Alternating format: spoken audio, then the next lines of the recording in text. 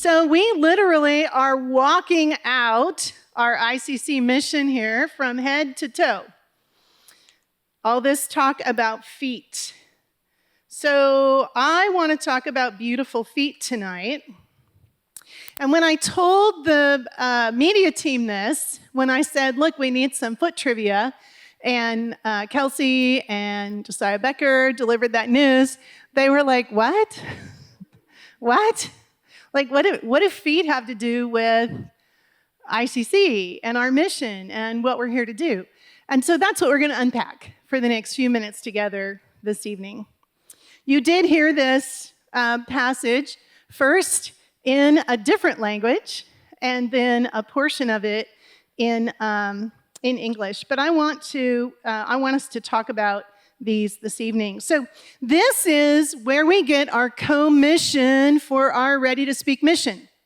Peter's words to first century Christians and to us, where he said, always be ready to give an answer to everyone who asks you for the reason for the hope that you have.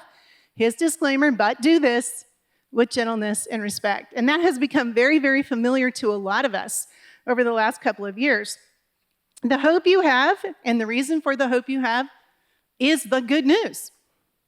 And the thing about really good news is it's good for everybody. Because if somebody gets good news that's not good for you, it's not good news. It's good for them, not you. The beautiful thing about the good news that is our hope is it's good for everyone. And we get to share it, and we get to be ready to speak it. But tonight, we're going to talk about this idea that being ready to speak requires feet. We have to have feet that are ready to go in order to tell. So to be ready to speak, you need to be ready to go. This is the passage that we're going to take a look at for a few minutes when Paul was writing to the church at Rome and to us. This is what he said, but how can they call on him to save them unless they believe in him? And how can they believe in him if they've never heard about him? And how can they hear about him unless someone tells them? And how will anyone go and tell them without being sent? That is why the scriptures say, how beautiful are the feet of messengers who bring good news. So we're going to talk about those beautiful feet for a few minutes. The first thing we want to talk about is beautiful feet are willing feet. Not everyone has willing feet, and just because we can doesn't mean we will. A lot of times our availability is more important than our ability. Beautiful feet go where the gospel, the good news, is needed, not just where it's comfortable. I don't know about you, but I like to be comfortable. I like to go where I'm comfortable. I like to be in places that are familiar. I like to do things that are familiar, but that's not always what we're asked to do, right? How can they hear without someone preaching? And how can anyone preach unless they are sent? In the ancient world, when these words were penned, messengers traveled by foot, right? And they showed up, and very often their feet were dusty and blistered and scarred and maybe bleeding. We wouldn't think about calling them beautiful, but it's in this culture, it's in this world, it's in this environment that Paul says these feet, those dusty, blistered, scarred, bleeding feet that you walked all this way to bring us news, those feet are beautiful. When a messenger arrived with good news, no one commented on the condition of their feet. They were busy listening to the message, especially if it was good news, because I'm telling you, there was a lot of bad news in that day, and that's a little bit familiar today, isn't it? There's a lot of bad news today, and people need to hear some good news. I learned this lesson in a really tangible way in 2013. That is the last year that I was part of an RV tour around the United States. I knew it would be the last year, and it was. And we made a stop in Wyoming, And as we often did, we had stayed in a Walmart parking lot. So in the morning, I went in and did our shopping at Walmart before we pulled out to move on to the next conference. And as I was pushing the shopping cart back to the RV, I jammed my foot right into the cart while I was looking at the beautiful scenery. And I looked down, and there are some doctors in the room who will appreciate this. So my pinky toe was at a right degree angle from the rest of my foot, right? And my son, Wendell, if you know him, was with me, and he looked down at my foot and he said, "That is not good." Being the health professional that he is, this was so helpful. So that resulted in 6 weeks of a boot. I had a couple of broken toes, and I really thought that I could kind of hobble along and tape them or whatever else, that you could do, but that wasn't working, so I ended up in this boot. So fashionable. Any of you who've had to do one of those. And that bugged me a lot because I had several more Communicators for Christ conferences to go to, right? So I was picturing myself, right, so fashion forward, lugging this boot around, talking to people on platforms. Do you know that at not one conference did anybody say, "Oh, you poor thing, your boot looks terrible"? Nobody said that. I mean, a few people did ask how my foot was, but nobody commented on that. What they talked about was the message the team brought. What they talked about was the things they were learning. What they talked about was the questions we brought up. What they talked about was the good things that they saw happening around them. That is the good news. And my hurting feet were beautiful on that occasion. Beautiful feet bring good news. Good news always moves toward people. The gospel moves toward people because it's for people. I don't know how this works for you, but sometimes I want to move away from people. Sometimes I feel like the people are the problem. I could do everything so well if it weren't for some people. You've never thought that? This communication thing would work so well if it weren't for the other people. So good news, though, always moves toward people. It always considers the other. Paul's audience understood this. News didn't arrive on scrolls or screens. It arrived by feet. Someone's feet traveled it there. I mentioned earlier, God's often more interested in our availability than our ability, which sounds like a funny thing to say when we're trying to get you as ready to speak as you can be. But it doesn't matter how ready to speak you are if you aren't ready to go where you're supposed to be, to show up when you're supposed to show up. In my mid-20s, I had an example of this in my own life. My former teacher's assistant from the public school that I've been teaching in had a family tragedy. Her troubled teenage son shot and killed her younger son. She lost both her sons on that occasion. I could not figure out what to say to her. I could not figure out how to talk to her. I couldn't figure out how to be present for her, and I did not call. I regretted that. I regretted that for a very long time. It's not because I didn't know how to talk. It's not because I didn't know how to speak. It's because I wasn't able to overcome myself and show up. I wish I could say that I always did it right, but I didn't. I did learn. I did learn from that occasion. It's more important to show up, even if you don't know what to say. Before the world hears our words, it notices whether we're willing to show up. I have talked with so many people since that time who have said the most important thing that happened is someone just showed up to be with them, just came to sit with them in an emergency room, at a bedside, in a family room or living room, on the phone, on a screen, just to be there. Where's God asking you to go? Sometimes where he's asking you to go is across the world. We have a lot of Impact team members, former Impact team members in here, and we've traveled across the world to other cultures, to other places, to other countries, far away. Sometimes that's what he's asking us to do. Sometimes that's the place our feet need to go. Sometimes where God is asking us to go is almost harder.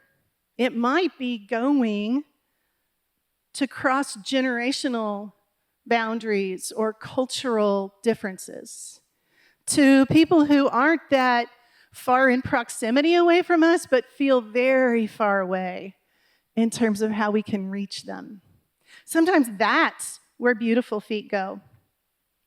God may be asking you to go into spaces that your mentors never imagined. Maybe those are digital spaces or cultural conversations, classrooms or workspaces. God may be asking you to keep going to new generations, older than you or younger than you. He may be asking you to go into new methods or new mentoring roles rather than what's been familiar to you so far. Being ready to speak starts with asking, where am I willing or unwilling to go?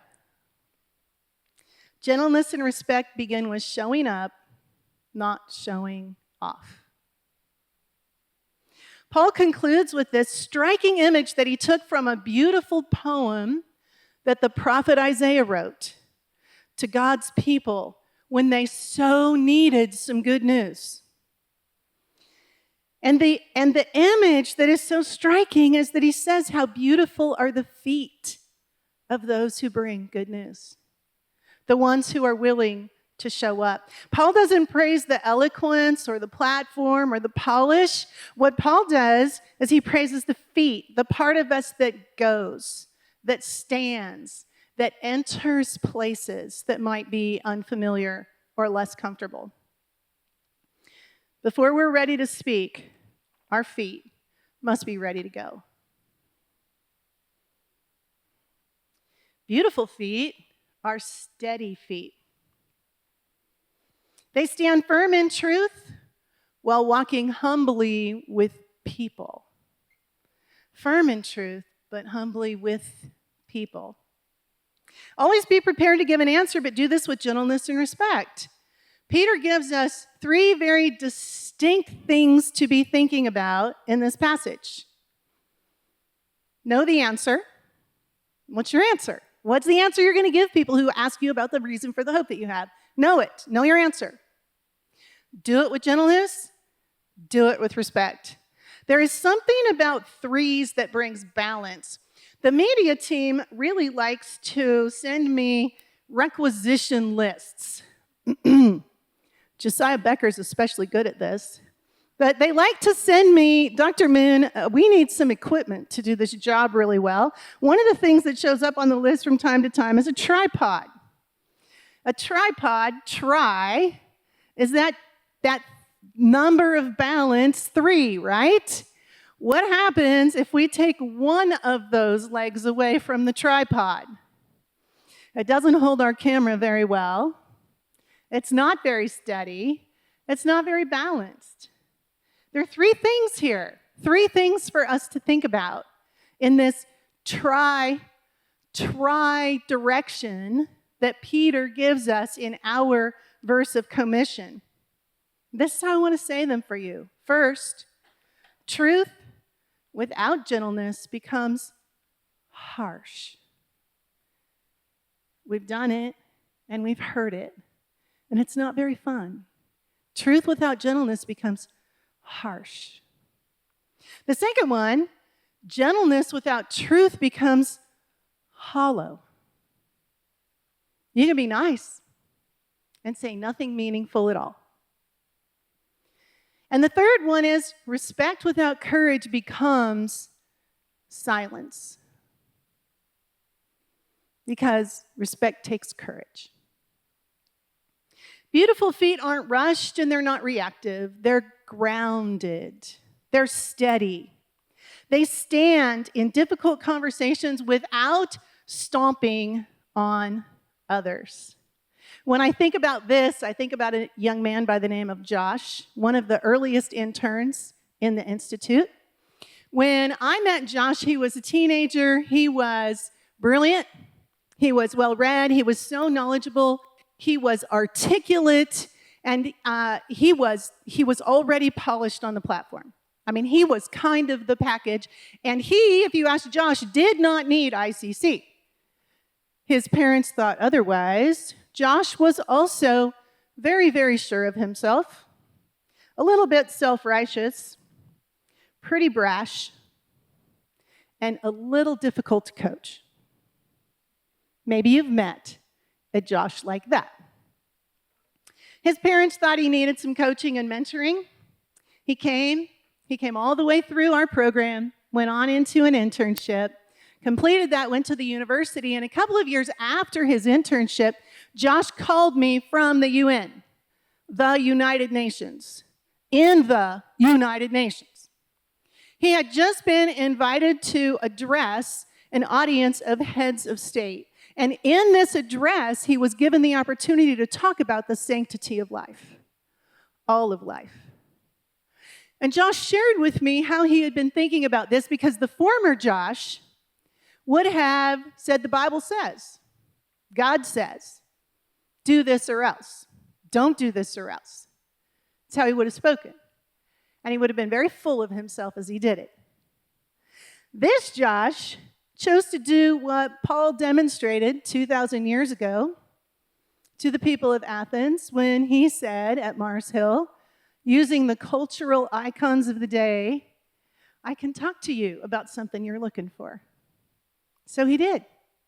He chose to talk about their cultural values, their economies, and he talked about protecting life, all of life, how that improves your economy.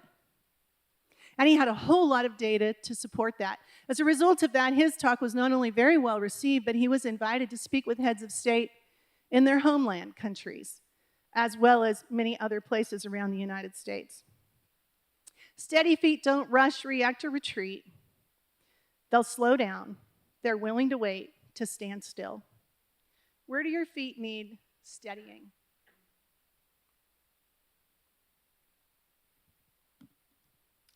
Beautiful feet leave footprints. Beautiful feet aren't just about delivering a message, they're about a legacy. They create pathways other people can follow. Footprints in the sand show you what? Someone's been here, right? We talk a lot here about how leadership begins with followership. The people following you are following whoever you're following. You follow that? The people following you are following whoever you are following. Are the people who are following you following your ideas, your opinions, your biases, your perspective? Are the people following you following Jesus? That's what I want for the Institute. I want the people following us to be following Jesus, whether they know they are or not. My mom, everyone who comes to the training center calls her grandma, made some 35 or 40 trips to China after she turned 60 years old. She supported missionaries, worked in orphanages, and went to encourage new believers in the places that they moved on to. In a place where being a Christian could get you arrested or worse. Those trips started because her travel buddy, Mary, followed in the footsteps of her grandfather. And look at the legacy that was developed and the number of people that came to Christ as a result of him leaving footprints that could be followed. In the same way, our lives leave relational and spiritual footprints. So I'll ask you again, who are the people that are following you following? Beautiful are the feet of those who bring good news. As we wrap this up, beautiful feet learn when to step forward boldly and when to slow down reverently. Your footprints are on your chapters. They're on your classmates. They're on your friends. They're on your family. They're on college campuses, and they're in digital spaces.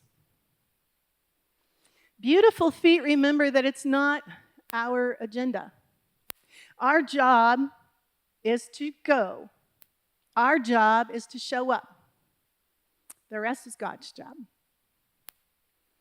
When we carry the good news into someone else's life, we do that on holy ground.